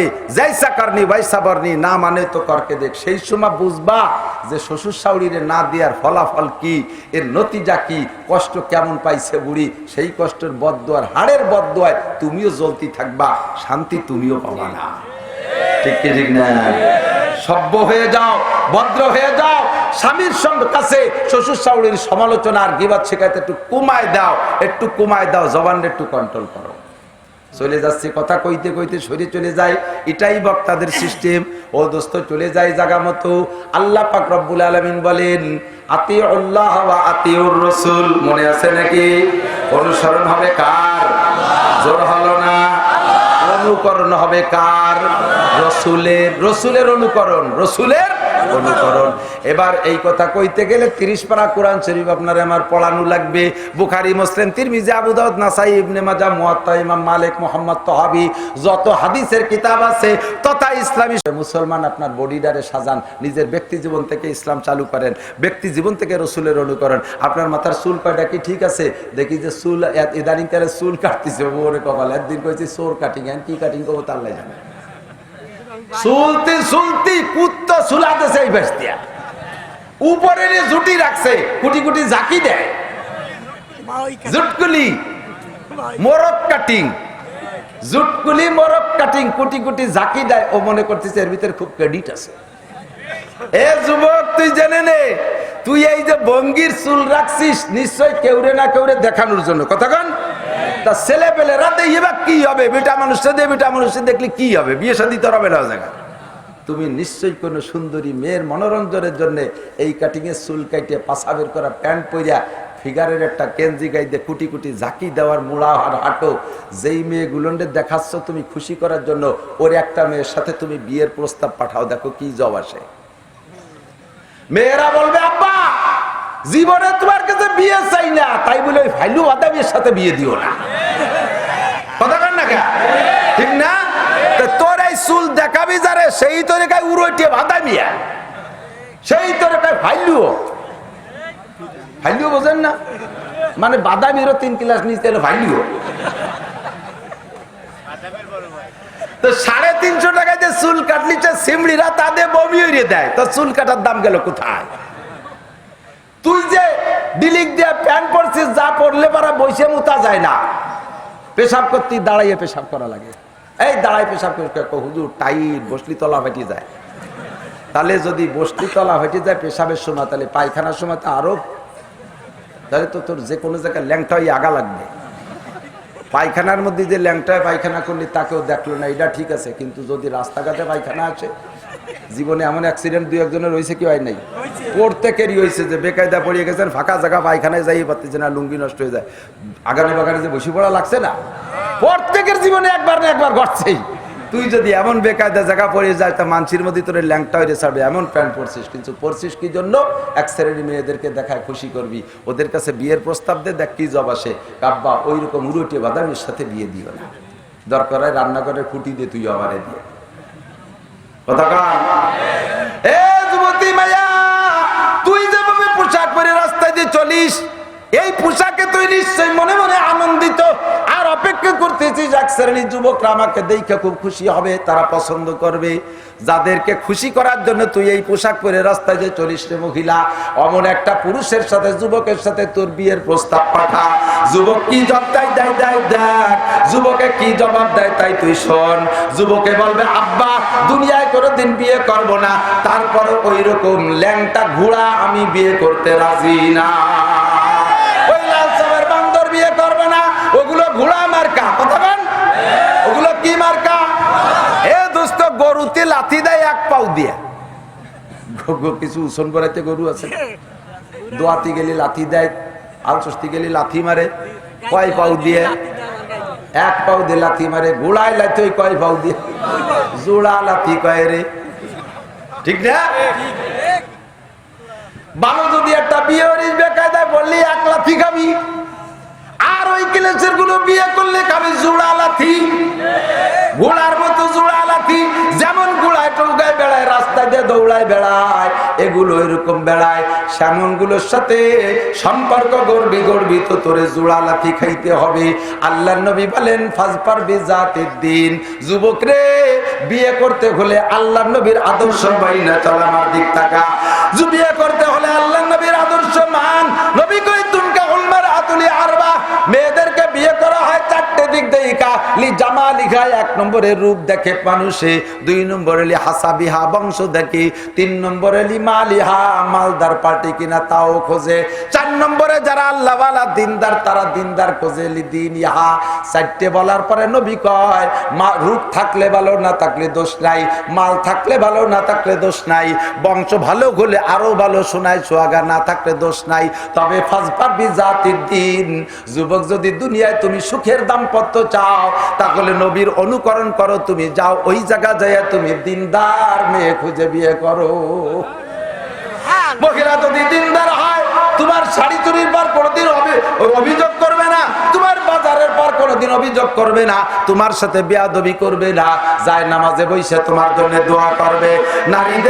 নারীদের ব্যবহারে, স্ত্রীদের আচরণে স্বামীদের হায়াত বাড়ে ও কমে। হাদিসের মধ্যে আছে, স্ত্রীদের ব্যবহারে স্বামীদের হায়াত বাড়ে ও কমে। যদি কোনো মহিলা স্বামীর সাথে শুধু হটকারিতা ব্যবহার করে, কটুবাক্য করে, শক্ত কথায় কথা বলে, স্বামীর কোনো কিছু পছন্দ করে না, স্বামীর একেবারে দাঁত সিটকানির উপরে রাখে, পুরুষটা সর্বক্ষণ মনটা খারাপ থাকে, দুর্বল হইয়া যায়, মনক্ষুণ্ণ থাকে, শুয়ে ঘুম আসে না, রাস্তায় চলতে গেলে খেয়াল থাকে না, সব কাজের ভিতরে কেমন যেন একটা বিষণ্ণতা ভাব। এইভাবে চলতে চলতে হার্টের রোগী হইয়া যায়, এরপরে ওয়াকালে তার ডায়াবেটিস হইয়া যায়, হঠাৎ করে সে আক্রান্ত হইয়া মারা যায়। আর স্ত্রী যদি হাসি খুশি হয়, স্ত্রী যদি স্বামীকে খুশি রাখতে পারে, স্ত্রীকে যদি স্বামীকে মন মতো করে রাখতে পারে, স্বামীর মনটা আনন্দিত থাকে, স্বামীর মনটা প্রফুল্ল থাকে, যে কাজে যায় সেই কাজে ভালো লাগে, কখনো তার টেনশন হয় না, শুইলেই ঘুমিয়ে যায়, খাইতে গেলে ভালো লাগে, আল্লাহর রহমতে কোনো প্রকার রোগে তারে অ্যাটাক করে না, ডায়াবেটিস হয় না, হার্টে ধরে না, আল্লাহর রহমতে আল্লাহ তারে হায়াত বাড়াইয়া দেয়। এমন দোয়া স্ত্রীর কাছে পাইবা। স্ত্রী যদি দিনদার হয়, যায় নামাজে বইসা দোয়া করে, রব্বুল আলামিন আমার স্বামীরে হায়াত বাড়াইয়া দাও, 3 তিনটে চারটে ছোট মোটো বাচ্চা কাচ্চা নিয়া আমার স্বামী যদি ওয়াকালে আমারে ফেলাই দিয়ে চলে যায়, আমি ছোট মোটো নিয়ে কোন জায়গা যাব? আমার কোনো আশ্রয় নাই, প্রশ্রয় নাই। মালিক আল্লাহ, তুমি এই বিপদে আমারে ফেলাইও না, আমারে ওয়াকালে বিধবা বানাইও না, আমার কচি কাচ্চা বাচ্চারে তুমি এতিম বানাইও না। যায় নামাজে বৈশা মহিলা যদি ব্যাগটাইয়া কান্দে দেয়, আল্লাহ ওই মহিলার চোখের পানি কবুল করে স্বামীর হায়াত বাড়াইয়া দেয়। আর মহিলা যদি উশৃঙ্খল বেয়াদব হয়, স্বামী ছাড়া অন্য জায়গা যদি তার কোনো নজর আর টার্গেট থাকে, ওর নামাজ তো বলেই না, উঠতি বসতি কয়। শয়তান, আল্লাহ শয়তানের রাতেতে বাঁচাতো, ও মরেও না। কতজন যে অ্যাক্সিডেন্ট হয়ে মরে, বুড়ো শয়তান মরেও না। কোন দিন যে তোমার দোয়া কবুল হয়ে যাবে, সেই দিন কান্দে কুল বাবা না। একে চশমে জাদান গাফিলা যা শাহনাবাসী, এক চশমে জাদান গাফিলা যা শাহনাবাসী, সায়া দেখে নে গা কুনা দা গাহনাবাসী। কখন যে দোয়া আল্লাহ কবুল করে ফেলে তুমি টের পাও না। ওরে জুমর দিন আসরের নামাজের পরে মাগরিব পর্যন্ত দোয়া কবুল হয়। ও মহিলা স্বামীর সন্ধ্যের আগে, মাগরিবের আগে তুমি বেলা ডুবার আগে, আসরের পরে তুমি এমন করে বদদোয়া করতেছো, আল্লাহ পাক ওই সময় দোয়া কবুল করার খাতা নিয়ে বসছে। ওই সময় যদি দোয়া কবুল করে, স্বামী বেচারা কারখানাতে বেরোয় আসার পথে ট্রাকে অ্যাক্সিডেন্ট করে মরতে পারে, মোটরসাইকেল অ্যাক্সিডেন্ট করে মরে যেতে পারে, কারণ তুমি বদদোয়া করেছো। তুমি তো আর একটা স্বামী খুঁজে নিবা। এই ছোট ছোট বাচ্চারা আর দুনিয়ায় কোনোদিন আব্বা ডাকার কেউরে পাবে না। তোমার তো স্বামীর অভাব হবে না, ওরা আব্বা পাবে কোন জায়গা? নিজের সাময়িক আনন্দের জন্য বাচ্চাদেরকে এতিম বানাইও না। আল্লাহ নবী বলেন, ফাসবার বিজাতিদ দ্বীন, দিনদার খুঁজে নাও, বিবাহে শাদীর ব্যাপারে দিনদারিকে প্রাধান্য দাও। যুবক বিয়ে করবি, দিনদার খোঁজ। মহিলা দিনদার পর্দানশীল কিনা, মহিলা কোরআন পড়তে পারে কিনা। আর দুনিয়া কুল্লুহা মাতা ওয়া খায়রু মাতা'আদ দুনিয়া আল মারআতু সালিহা। ক্বালা মুহাম্মাদুর রাসূলুল্লাহ মিশকাতুল মাসাবি, বুখারী মুসলিমের রওয়ায়াত, মিশকাত শরীফের মধ্যে আছে। আল্লাহ নবী বলেন, দুনিয়ার সবকিছু তোমাদের ভোগ সামগ্রী বানাইছি, একজন পুরুষের জন্য সর্বোত্তম ভোগ সামগ্রী, সর্বশ্রেষ্ঠ নিয়ামত দুনিয়ায় হলো আল মারআতুস সালিহা, আনুগত্য দিনদার ভদ্র একটা স্ত্রীর চাইতে বড় কোন নিয়ামত দুনিয়ার হতে পারে না। ঠিক কি না? মার পেটে জন্ম নিছি, 10 বছরের পরে মায়ের সামনে সতর খোলা জায়েজ নেই। ঠিক কিনা? মায়ের পেটে ল্যাংটা হয়ে জন্ম নিছি, সেই মায়ের সামনে 10 বছরের পরে সতর খোলা জায়েজ নাই। এক গাছের ছাল আর এক গাছের বাকল, ওই ইন্ডিয়ার মাইয়া বাংলাদেশি ছেলে বিয়ের পরে A to Z হালাল হয়ে গেছে। এই সম্পর্ক, এই ভালোবাসা জগতে আর কোথাও নাই। এইটার ভিতরে আনন্দ পাবেন যদি স্ত্রী দিনদার হয়। যদি স্ত্রী দিনদার হয়, সেকেন্ড আর কোথাও এই আনন্দ মজা পাওয়া যাবে? ঠিক কিনা? নবীর আদর্শ সব জায়গায় আছে। চলে যাই দোস্ত ব্যক্তি জীবনে। যুবক, তোমার চুল কয়টা মাথায় আরম্ভ করছিলাম, মনে আছে নাকি? আমি একেবারে হিসেব করে কথা বলবো নিয়ত করছি। যত আপনাদের চাহিদা থাকুক, আমার কথা যত জোয়ার আসুক না কেন, আমাকে দিনের বেলা কঠিন 2 কিতাব পড়াইতে হয়। নিয়ে আসছি সাথে করে কিতাব, সবাইকে বের করে দিয়ে বসে মুতালাও করছি। মুতালা করালো, কালকে যে পড়াটা পড়াবো ওইটা আগে নিজের দেখা লাগে, প্রফেসরদের মতো। উস্তাদদের পড়া লাগে ছাত্রদের চাইতে বেশি। এই বড় বুখারী শরীফ আর মিশকাত শরীফ এ নিজে না পড়িয়ে পড়ানো যায় না। দিনের বেলা পড়াবো, কাজেই আমাকে অপরিমাণ কিছু করলে আমার দ্বারা সম্ভব হবে না। আমার পড়াইতে হবে ইনশাআল্লাহ।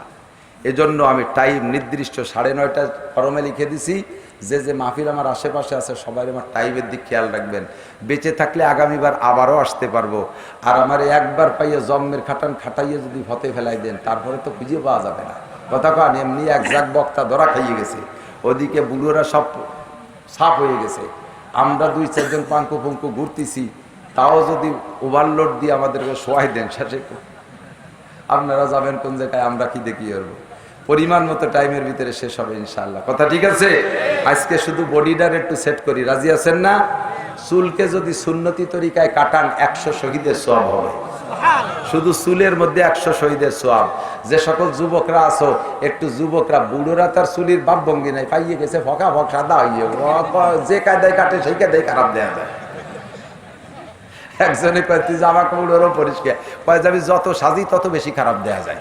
এই জড়িত আছে নর্মাল থাকাই ভালো। তো বুড়োরা যত কায়দা হয় যে পাকা চুল সাইজ করে কাটে, গর্ভবতী তো ডট নাই। তোমরা যুবকরা পাকা সিদ্ধান্ত নিতে পারবা, 100 শহীদের সওয়াব পাবা, বদরি সাহাবাদের সাথে জান্নাতে যেতে পারবা, উহুদের সাহাবাদের সাথে জান্নাতে যেতে পারবা, খন্দকের মুজাহিদিনদের সাথে জান্নাতে যেতে পারবা।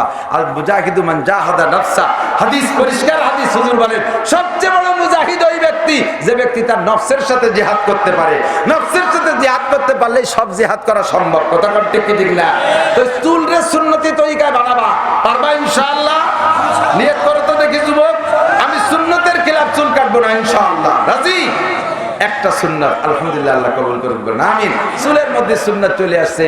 এবার দাড়িটার ব্যাপারে হুজুর একটা চাকরি বাকরি হোক, তার মানে দেখানি চাকরি দাড়িতে চাকরি ঠেকায় না, বরঞ্চ দাড়িতে আরো চাকরির মর্যাদা বাড়াতে পারে। কথা কন। আমি একেবারে প্র্যাকটিক্যাল একটা খবর কই। আমার মুরব্বী উস্তাদ হযরত মাওলানা আলী হোসেন সাহেব রহমাতুল্লাহ আলাইহি বলেছিলেন, হুজুর তখন তো RRF পুলিশ লাইনের ইমাম ছিলেন, হুজুর পুলিশও ছিলেন। হুজুর বললেন যে আমি যশোর মাহফিল করছি, তো মাহফিলের পরে 2 বছর পর আমি তো চলে আসছি, আর আমার মনে নাই।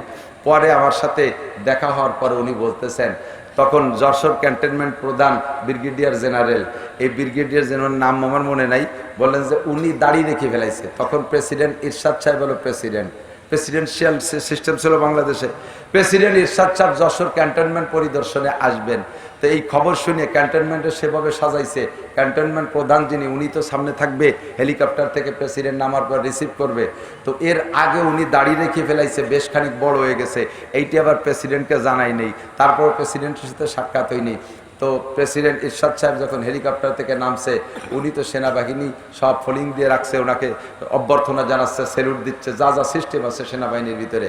তো সর্বপ্রথম ব্রিগেডিয়ার জেনারেল উনি সামনে গেছে, যে সালাম দিয়ে স্যালুট দিয়ে সালাম দিয়ে হাত বাড়াইছে, মুসাফা করতে গেছে। ভয় পাচ্ছে যে আমি তো ব্রিগেডিয়ার জেনারেল, আমার তো কমপক্ষে সেনাপ্রধান অথবা প্রেসিডেন্টের কাছ থেকে শুনিয়ে দাঁড়িয়ে রাখতে হবে। দাঁড়িয়ে রেখে ফেলাইছি, না কই মিলে মুখস্থ, আজকে আসতেছে প্রেসিডেন্ট, কপাল মনে হয় শেষ আইজিএ পর্যন্ত। তো সর্বপ্রথম সাক্ষাতে যখন হ্যান্ডশেক করছে, মুসাফা করছে, সাথে সাথে ইরশাদ সাহেব হাত ধরে বলতেছে, কি হুজুর কেমন আছেন? দাড়ি দেখে হুজুর পেয়ে ফেলেছে আলহামদুলিল্লাহ। তখন উনি ভাবছে কি যে হয়তো আমার মুসাফাই পর্যন্ত সে দাড়ির দিক লক্ষ্য নাও করতে পারে, কিন্তু দাড়ির দিক যে ইরশাদ সাহেব লক্ষ্য করছে তা বোঝা যাচ্ছে তার ভাষায়, কয় হুজুর কেমন আছেন। সর্বনাশ করছে, যখন হুজুর কয়ে ফেলাইছে, আজকে হুজুরের একটা বিচার হবে। জিজ্ঞেস করছে, এমন কইতেছে আর কোনো কথা না, দাঁড়িয়ে রাখছেন কতদিন? আর জায়গা মতো আজ দিয়ে ফেলাইছে, যে জায়গা ভয় আছে, যেখানে বাঘের ভয় সেই জায়গায় রাইতে হয়, ঠিক না? তার জায়গা মতো গাই আঘাত যে জায়গা, ব্যথা যে জায়গা, গাইগুতো সেই জায়গায় লাগে, অন্য কোনো দিক নজর না, দাড়ি কাটার দিক নজর। যাই হোক, শুক্রিয়া, এটা সুলক্ষণ। গায়ে হুজুর দাড়ি রাখছেন কতদিন? তো বলতেছে স্যার 3 মাস হয়েছে। তাহলে দাড়ির দিক যখন প্রশ্ন, আরো প্রশ্ন রয়েছে, একটু বললেন না তো দাড়ি রাখবো, তাহলে হয়ে গেছে না কাম? এবার মাথার মারাত্মক জিজ্ঞেস, একটু বললেন না তো দাড়ি রাখবো। স্যার আমি হযরত মাওলানা আলী হোসেন সাহেব হুজুরের বয়ান শুনিয়ে জজবায় রেখে ফেলাইছি স্যার আমি এখন বলতেছি স্যার। তো কয় যে না, এখন আর বলা লাগবে না, এ শুনি ওনার কাম স্যার, আমার চাকরি ছুটিয়ে যাচ্ছে। বাপ কয় চাকরি আছে কতদিন? কয় স্যার আর 1 বছর। কয় যে আরো 2 বছর দাড়ির কারণে চাকরির বয়স বাড়াই দেয়া গেল। জোরে অনেকবার। বরকতের মালিক কে? রহমত কোত্থেকে আসে? এ দাড়িতে চাকরি যায় না থাকে, কমে না বাড়ে, সব জায়গায় সম্মান পাবেন। দাড়িওয়ালা একজন, দাড়িওয়ালার বয়স 25 বছর, আর সেই 25 বছরে ভাইয়ের বয়স 45 বছর। বড় ভাইয়ের বয়স, বড় ভাইয়ের দাড়ি নাই, ছোট ভাইয়ের দাড়ি আছে। 2 ভাই একসাথে দোকানেই যাবেন, আর কোন জায়গায় দোকানেই যাবেন, দেখবেন যে সম্মানের পার্থক্য পাবেন। দাড়িওয়ালার কাছে চাচা আপনি এখানে বসেন, সে হলো ছোট, সে তার চাচাকে চেয়ারে বসায়। আর বড় ভাইয়ের বয়স 45, দাড়ি রাখা, এ ছেলেরা নেমে দাঁড়াও, এ ছোটরা সরে দাঁড়াও, তুমি নিচে দাঁড়াও।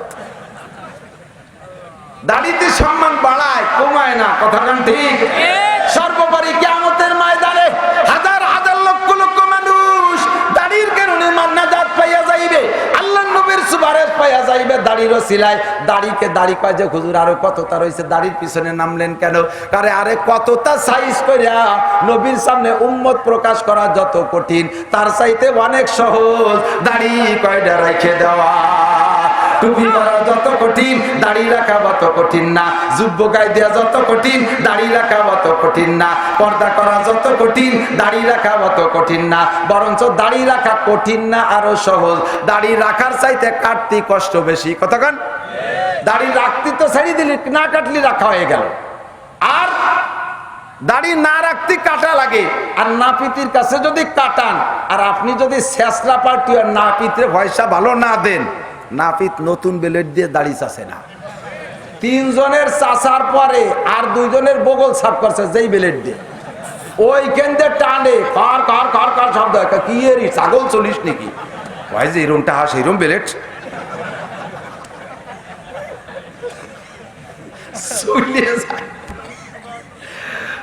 এমন কষ্ট হয় দাড়ি কাটতে। আর রাখলে বড় আরাম। আর দাড়ি রাখালারে ডাকতে দেখেন কি সুন্দর ফোম স্প্রিং করে। এ যে জায়গা লাগাবেন তারাও শান্তি পায়, ঠিক না? ও দোস্ত, আল্লাহ নবীর সুন্নাত, কিয়ামতে নবী বলেন তোমার দাড়ি দেখে আমি নবী সুপারিশ করব। কোন সুবহানাল্লাহ। চুলের পরে আসো দাড়ি, তবে মোচকাটা কাইটে খাটো রাখবা, মোচ কাইটে খাটো রাখবা। আরো কিছু কথা, গোপন কথা বললে লজ্জা লাগে, না বললে নয়। এর কারণে বহুত আপনি ক্ষতিগ্রস্ত হইতেছেন। 1 নম্বরে বগল পরিষ্কার করবেন। সপ্তাহে 2 বার দাড়ি কাটে, বগলে বাবরি হয়ে গেছে, খবর নাই। আরে জীবন ভরে দাড়ি রাখছি, এতে ময়লা হয় না। মাথায় চুল আছে, ময়লা হয় না। কিন্তু যে কয় জায়গার লোম পরিষ্কার করা সুন্নাত, ওই কয় জায়গা না পরিষ্কার করলে দেখবেন যে ময়লা জমে যায়। দাড়ি শুকে দেখেন গন্ধ নাই, কিন্তু সেসব জায়গায় সাবান দিয়ে যত কসলাতি থাকেন তবুও গন্ধ। এই জন্য পরিষ্কার করা সুন্নাত। যদি কেউ 40 দিনের উপরে নির্দিষ্ট স্থানের লোম পরিষ্কার না করে, ওই লোকটার নামাজ কবুল হবে না। হাদিসের কথা, নামাজই কবুল হবে না। সকলের যার আছে তাদের পরিষ্কার করা সুন্নাত। আর একটা হলো নখ। এদিক তাকান। এই সেদিনকে পড়াইছি আমি মিশকাত শরীফ কিতাবুস সালাতের ভিতরে, বাবুল ওযুর মধ্যে আসছে। ওই কিতাবুত তাহারাতের মধ্যে বাবুল ওযুতে, মিশকাত শরীফ সালাত কিতাবুস সালাতের মধ্যে আসছে। এই যে নখ না, নখ, এই নখ নুরুল ইজার ভিতরে লেখছে। নুরুল ইজা আমাদের ছোট একটা কিতাব আছে, 5ম শ্রেণীতে পড়ায়। এই নখ যদি মরা নখ লম্বা হয়ে যায়, ওর গোড়ার দিক চাপা পড়ে যায়। গোড়ার দিক কি পড়ে যায়? চাপা পড়ে যায়। গোসল, অজু এবং গোসলে ওই নখের গোড়ার ভিতরে এভাবে খিলাল করে করে পানি যদি না পৌঁছান, আপনার অজু আর গোসল হই নেই। নর্মালি পানি ছাড়িয়ে দিয়ে ডলিয়ে মুলিয়ে চলিয়ে আইছেন, নখের গোড়ার ভিতরে পানি যায় নাই, আপনার অজু আর গোসল হয় নাই। ফরজ গোসলে যদি এইভাবে না করেন তাহলে গোসল হয় নাই। অজুতে যদি নখের ভিতরে খিলাল করে করে এভাবে এভাবে ধরে ধরে খিলাল না করেন তাহলে অজু হয় নাই, আপনার নামাজ পড়া জায়েজ নাই। কিন্তু এইভাবে নখের মধ্যে খিলাল করেন কয়জনে খিলাল করেন? এই জন্য সপ্তাহে 1 বার নখ কেটে পরিষ্কার রাখা, যাতে অজু গোসলটা সুন্দর হয়। আমার মা বোনরা, নখ পালিশ ব্যবহার করা হারাম। মেহেদি ব্যবহার করবেন। মহিলারা হাতে এবং পায়ে নখে মেহেদি ব্যবহার করবেন। নারী পুরুষ আপনারা চুলে দাড়িতে সকলে চুলে মেহেদি ব্যবহার করতে পারবেন। কিন্তু পুরুষরা নখে মেহেদি ব্যবহার করা মাকরুহে তাহরিমি। যদি মসজিদের ইমাম সাহেব নখে মেহেদি লাগায় ইমামতি করে, তার পিছনে নামাজ পড়া মাকরুহে তাহরিমি। মুয়াজ্জিন যদি নখে নখ পালিশ কি বলা হয় মেহেদি লাগায়, মাকরুহে তাহরিমি। কিন্তু নারীরা মেহেদি ব্যবহার করতে পারবেন হাতে এবং পায়ে। প্রলেপ দিতে পারবেন না। নখ পালিশ হলো প্রলেপ। নখ পালিশের উপরে ভিতরে পানি যায় না। এমনকি লিখছে নুরুল ইজার ভিতরে এটাও লিখছে, যদি মোম লাগে, রঙের কাজ করে যারা, তাদের গায়ে রঙের ছিটা ফুটা লাগে, রঙের ওই যে রং করে বিল্ডিংয়ে রং করে, ট্রাঙ্ক সুটকেসে রং করে, ওই রঙের নিচে পানি যায় না। এইরকম যদি শরীরে লাগানো থাকে, আটা সেনে, মহিলারা রুটি বানাতে আটা সেনে না, এই আটা শুকিয়ে গেলে ওর নিচে পানি যায় না। আমরা যারা পাইনু আছি, পান খাই, পানি আমার একটু পানি দেন। পান খাওয়ালারা চুন ব্যবহার করি, এই নখ দিয়ে চুন নেই, নখের ভিতরে ওই কোনার মধ্যে চুন চলে গেছে। আপনি উপরে ডলি ডালিয়ে অজু করছেন, কিন্তু ওই জায়গা শুকনো চুন শুকোয় রয়েছে ভিতরে, ওর নিচে অজুর পানি যায় নাই, আপনার অজু হয় নাই, গোসল হবে না, অজু হবে না, নামাজ হবে না। এইগুলোর জন্য আপনাকে নখ পরিষ্কার রাখতে হবে, চুল দাড়ি সুন্দর করে রাখতে হবে, দাড়ি সর্বনিম্ন 1 মুঠ রাখতে হবে। আসেন এবার টুপি। অনেকে আছে কয় টুপি ছাড়া নামাজ পড়লি না। টুপি তো আর নামাজের কিছু না। নামাজের ফরজ 13টা, ওয়াজিব 14টা, সুন্নত 28টা। এর মধ্যে তো টুপি নাই, এর মধ্যে টুপি নাই, ঠিক আছে, কিন্তু টুপি শেয়ারে মুসলমান, শেয়ারে ইসলাম, ইসলামের একটা নিদর্শন। আল্লাহ নবী বলেন ইহুদ নাসারা মুসলমানরা পাগড়ি পরে, কিন্তু তাদের পাগড়ির নিচে টুপি নাই। আমাদের পাগড়ির পার্থক্য হলো আমাদের পাগড়ির নিচে টুপি হতে হবে। টুপি রেখে যদি কেউ ঠাট্টা করে, ব্যঙ্গ করে, অপ্রয়োজন মনে করে, তাহলে রসুলের একটা সুন্নতকে আপনি অপ্রয়োজন মনে করলেন, আর রসুলের একটা সুন্নতকে অস্বীকার করলে ঈমান নষ্ট হয়ে যায়। আমল না করলে কবিরা গুনাহ হয়, অস্বীকার করলে ঈমান নষ্ট হয়ে যায়।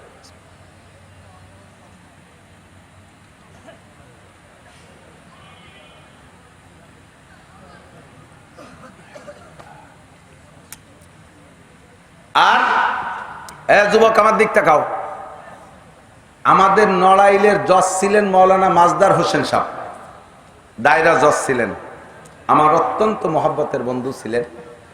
স্যার আমাকে ওনার গ্রামের বাড়ি এলো রাজশাহী, মাহফিল করাতে এনেছে তফসির করে।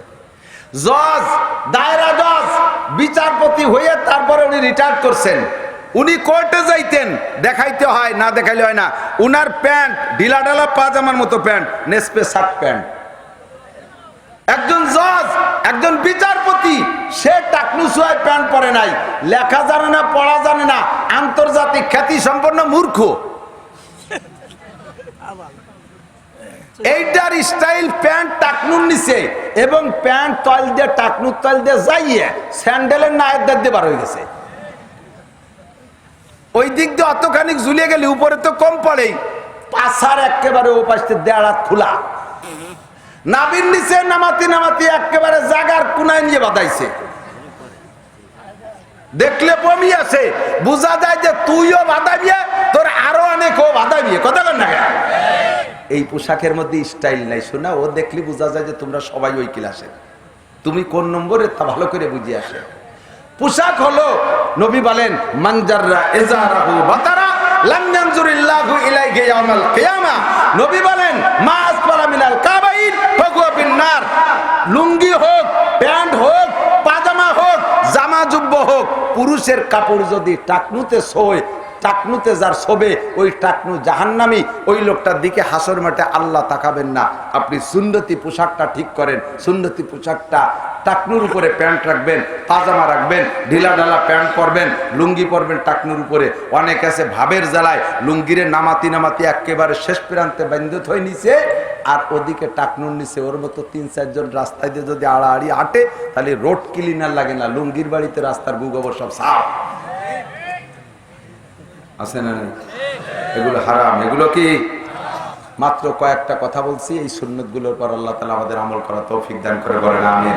যুব সমাজের, যুব সংগঠনে যারা আছো, তোমরা অঙ্গীকারবদ্ধ হবা, একটা মাহফিল করেই তোমাদের ইসলামী দায়িত্ব শেষ নয়, এরপরে আগামীকালকে আবার উন্নতা করবা। এটা ঠিক না। একটা পাইপ দিয়ে জমজম পানি বেরোইছে, পরে যদি সেই পাইপ দিয়ে আবার বাথরুমের ময়লা পানি ছাড়ে, তাহলে পাইপের সাথে বেয়াদবি করা হবে না? মানুষ অন্যায় বলবে, অন্যায় বলবেন না আপনারা? যেই পানি পাইপ দিয়ে জমজম পানি বেরোয়, সেই পাইপ দিয়ে আবার পাইপ দিয়ে আবার পেশাব লাইন চালু করে দেয় কি করে? এটা ঠিক না। যেই প্লেটে দুধ খাইছেন, সেই প্লেটে অন্য কিছু যেমন ঢালা ঠিক না। যেই যুবকরা ভালো কাজ করেছো, সেই যুবকরা অন্যায় করবা না। তোমরা নামাজ পড়বা, যুবকরা সমাজের আরো অন্যায় যেগুলো আছে এগুলোর প্রতিবাদ করবা। বিয়ে শাদীর অনুষ্ঠানে ড্যাক্স বক্স বাজাইতে দিবা না। বিয়ে শাদীর অনুষ্ঠানে মেয়েদের খোলাবেলা বেপর্দার যত প্রোগ্রাম আছে এগুলো তোমরা প্রতিবাদ করবা। গাঁজা, ফেন্সিডিল, হিরোইন কারা খায় এটা সরকার জানে না, পুলিশরা জীবনেও ধরতে পারবে না, এগুলো তোমরাই জানো। এদেরকে তোমরা বন্ধ করো। যত গাঁজা আর মদ আর হেবা চলবে, আসমানি গজব তত বেশি আসবে। যত সমাজে জেনা চলবে, আসমানি গজব তত বেশি আসবে। যত সমাজে দুর্নীতি চলবে, আসমানি গজব তত বেশি আসবে। আমরা একদিন অস করে তুই চলে যেতে পারি, বাকি এগুলো বাস্তবায়নের জন্য যুব সংগঠনই দরকার। এটা স্থানীয় সেনাবাহিনী, স্থানীয় সৈনিক, স্থানীয় ডিফেন্স, এই ডিফেন্সটা এগুলো করতে পারবে ইনশাআল্লাহ।